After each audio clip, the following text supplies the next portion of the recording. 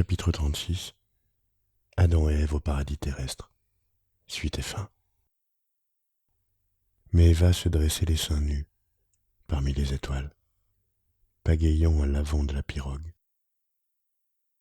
Couchée derrière elle, une main sur la barre, serrant dans l'autre un thermos de vin chaud, Con voyait la pagaie plonger tantôt dans la Voie lactée, tantôt dans le cosmos phosphorescent des micro-organismes, dont chacun pouvait être le germe d'un univers nouveau.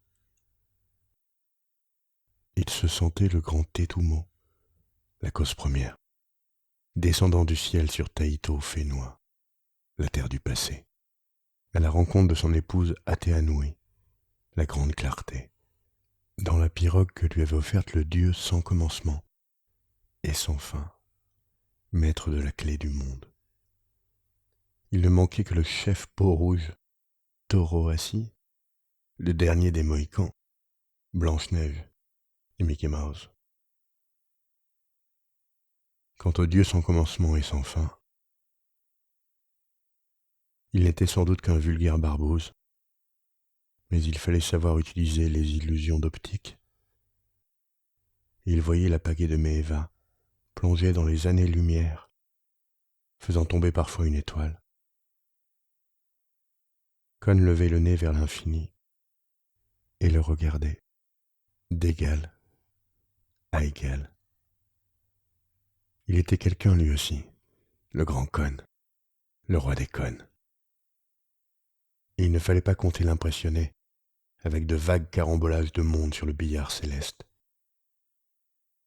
Balancé par les flots, tenant d'une main incertaine la barre de la pirogue et celle de l'univers, soûl, comme le dernier des Pomarés, Con gisait au fond et rêvait de quelque prodigieuse remythification du ciel et de la terre, qui tromperait la vigilance de la constellation du chien et assurait enfin le triomphe du mythe de l'homme sur sa réalité historique. Il se mit à brailler d'une voix puissante qui dominait victorieusement, sinon sa condition terrestre, du moins le teuf-teuf du moteur, le grand outé de l'insoumis. C'est la lutte finale. Dressez-vous ou demain la chiennerie totale sera le genre humain. Con, t'as pas fini de déconner? Demandait parfois Méhéva, qui paraissait manquer de plus en plus de sens mythologique. Il faut remythifier l'univers. Il faut remythifier l'univers. Gueulait Con. Sans ça, on reste homme. Comme cochon. Une visite d'inspection de Bizien avait mis fin à leur séjour idyllique dans la presqu'île.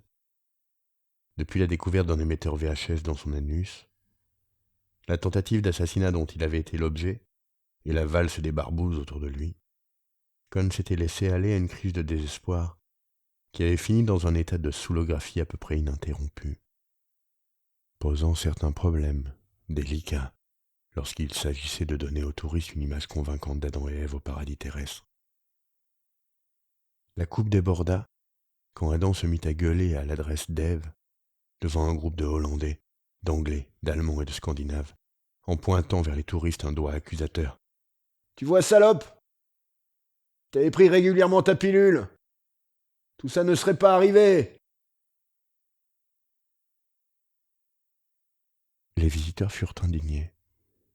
Ils n'avaient pas compris que tout ça avait une grandeur et une majesté métaphysique qui dépassaient singulièrement leur modeste personne. Bizien, malgré sa faiblesse pour Con, fut obligé de sévir, et Adam et Ève, une fois de plus, furent expulsés de l'Éden. Le moteur teuf-teufait, Con barré, Mais Eva pagayait. De temps en temps, elle protestait. J'en ai marre. À quoi ça sert de pagayer avec le moteur? C'est pour des raisons esthétiques et mythologiques, gueulait Con. Cette figure de proue sombre parmi les étoiles lui procurait une illusion enivrante de temps immémoriaux. Le poème de Yeats lui revint une fois de plus à la mémoire. Je cherche le visage que j'avais avant le commencement du monde. Oui, eh bien, j'en ai assez, grognait parfois Eva, en lâchant la pagaie. Con s'efforçait une fois de plus de lui expliquer qu'il s'agissait de la beauté et de l'innocence perdue du monde, non d'efficacité. Mais le rationalisme avait déjà laissé dans l'esprit de Maeva sa marque implacable. « Est-ce que tu peux être compliqué, Gégène, tout de même ?» disait-elle en soupirant et reprenant la pagaie, et Con se sentait baigné d'embrun et d'amour. Au milieu de la baie, comme le besoin de se confier devenait plus fort que l'alcool, Con lui dit « Ils ont essayé de me tuer. L'autre nuit. Qu'est-ce que tu racontes? Qui c'est qui a essayé de te tuer? Les chiens de garde. Ce que j'ai dans ma tête est une menace pour l'équilibre de la terreur. Con, tu es rond. Ils ont découvert qui je suis. Et qui tu es, Con.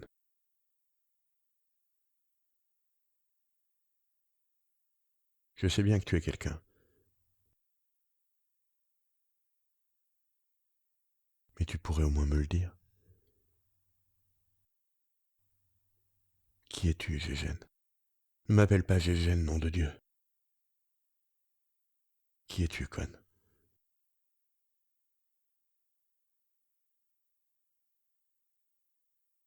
J'en sais absolument foutre rien. Il y a 100 000 ans que je me pose cette question.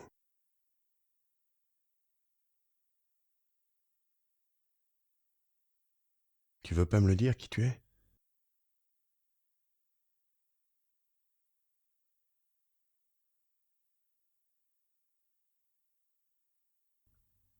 Ils s'imaginent que je cache en moi Jésus. Et comme ils ont peur qu'il leur cause des ennuis sérieux, à cause de tout ce qu'ils font pour réduire l'espèce humaine en bouillie,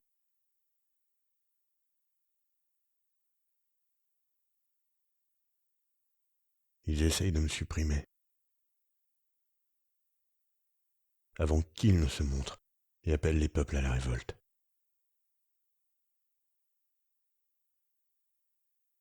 Tu as fini, oui. Con eut envie de s'élever encore plus haut.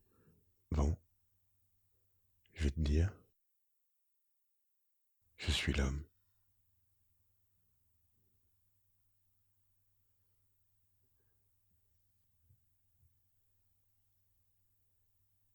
Et à cette proclamation de grandeur sans pareille, il vit clairement les étoiles pâlir et la constellation du chien s'enfuir, la queue entre les jambes. Il se sentit mieux. Mais Eva soupira. Écoute, tu y vas un peu fort. Je dis pas que tu fais pas bien l'amour, mais faut pas te prendre pour Dieu le Père, quand même.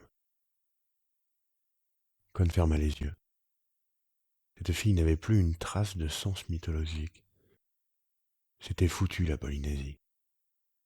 Il se demanda s'il n'allait pas l'emmener avec lui en Europe, lui faire faire des études d'ethnologie et l'aider à retrouver ainsi sa nature primitive. Il ne s'était pas encore remis de son aventure. Suffisamment tout de même pour prendre quelques précautions élémentaires. Le lendemain de la tentative d'assassinat, il écrivit un message destiné au professeur Stuart de l'Institut de technologie du Massachusetts et signait de son vrai nom. Sans dire où il se trouvait, Con informait le physicien qu'il acceptait l'offre qui lui avait été faite quelques semaines avant sa fugue d'aller poursuivre ses travaux aux États-Unis. Il photocopia le texte chez Julian et confia l'original à une hôtesse de l'air, après quoi il se rendit dans la grotte de Mahé et, sans un regard à cette ordure, il fit convoquer Tamil par le VHF. Lorsque le patron de la SDEC, à Tahiti, accourut, 1 heure plus tard, Con lui tendit le double de la lettre. Voilà, je vous la confie. L'adresse est sur l'enveloppe. Comme vous devez intercepter mon courrier de toute façon, faites-la partir. Question de vie ou de mort. Tamil parcourut la lettre et parut sérieusement peiné. Vous n'allez pas faire ça à la France. Je sais bien que votre mère était américaine. Enfin quoi, vous êtes français. Vous me mettez dans une position délicate. En effet. Ce serait marrant si, après avoir veillé sur moi comme sur la prunelle de vos yeux, vous étiez brusquement obligé de me descendre pour m'empêcher de trahir Roquenucon. Qu'est-ce que ça veut dire, exactement, cette lettre? Les Chinois et les Russes ont déjà essayé de me bousiller pour m'empêcher de rendre des services, paraît-il, inestimables à la France. Il reste les Américains. Alors? Du moment que j'accepte d'aller travailler pour la puissance américaine, la CIA va me laisser tranquille. Au contraire, ils vont même se charger à leur tour de ma protection. Inutile de vous dire que je n'ai aucune intention d'aller travailler pour les Américains, ou pour qui que ce soit. Tout ce que je veux, c'est trouver un coin tranquille pour baiser. Cette lettre me fera gagner du temps. Tamil mit l'enveloppe dans sa poche. Bon, mais vous devriez cesser de vous tortiller. Depuis votre dépression nerveuse, Con ne savait pas qu'il avait fait une dépression nerveuse. Il croyait qu'il avait fait une crise de conscience.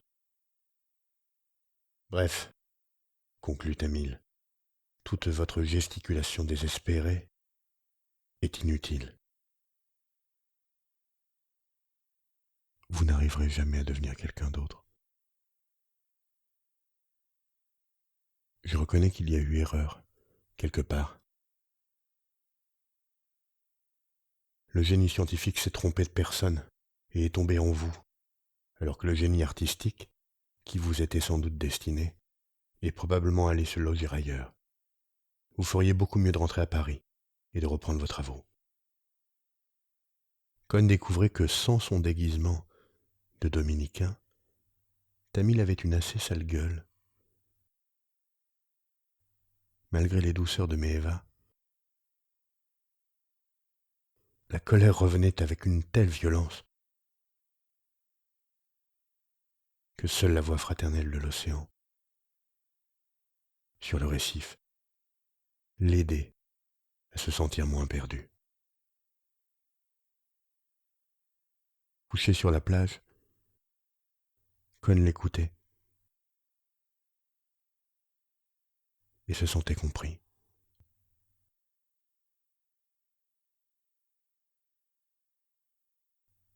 Lorsque son médecin, à Paris, lui avait dit, après ses 2 tentatives de suicide, qu'il en avait pour un bout de temps, Cohn avait trouvé que c'était une façon vraiment détachée de parler de l'histoire, avec un grand H.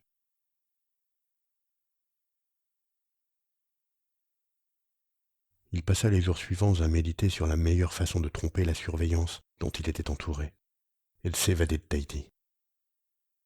D'abord, il allait expédier Maeva au Tuamotu. Là, elle allait demander à son père, le chef de l'île d'Oana, de sortir avec la grande pirogue de pêche cérémoniale, celle qui servait aux fêtes organisées pour les touristes, en l'honneur du dieu Aoa. La pirogue attendrait, au large de l'île, sur le parcours de la goélette qui faisait la liaison avec Papette. Cohn serait à bord. La nuit, pendant que le bateau passerait devant la pirogue, il se jetterait à l'eau. On croirait qu'il s'était noyé.